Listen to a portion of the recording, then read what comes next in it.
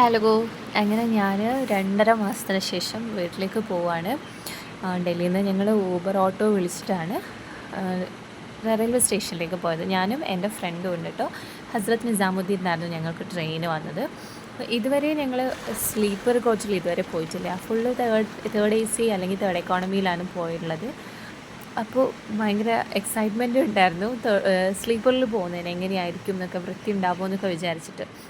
പക്ഷേ നല്ലതായിരുന്നു, മഴയും കൂടി ഉള്ളതുകൊണ്ട് നല്ലൊരു ഇതായിരുന്നു, കാറ്റും വെളിച്ചവും എല്ലാം ആയിട്ട്.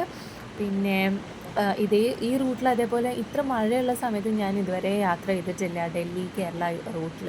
അതുകൊണ്ട് തന്നെ കുറച്ചും കൂടി ഭംഗിയായിരുന്നു. ഓരോ സ്ഥലങ്ങളൊക്കെ കാണാൻ ഭയങ്കര ഭംഗിയായിരുന്നു. അതുപോലെ കൊങ്കൺ മോർണിംഗിൽ പോയതും ഫസ്റ്റ് ടൈമാണ്. അപ്പോൾ ഫുള്ള് നിറയെ തുരങ്കമൊക്കെ ആയിട്ട് അങ്ങനെയായിരുന്നു ഞങ്ങളുടെ ജേണി. ആക്ച്വലി ഇപ്പോൾ ഞങ്ങൾ പോകുന്നത് എന്താണെന്ന് വെച്ചാൽ ഞങ്ങൾക്കൊരു എക്സാം ഉണ്ട്, അതിന് വേണ്ടി പോവാണ്. കുറച്ച് ദിവസത്തേക്കാണ് പോകുന്നത്, ആകെ 10 ദിവസത്തേക്കാണ് ഞങ്ങൾ വീട്ടിൽ പോകുന്നത്.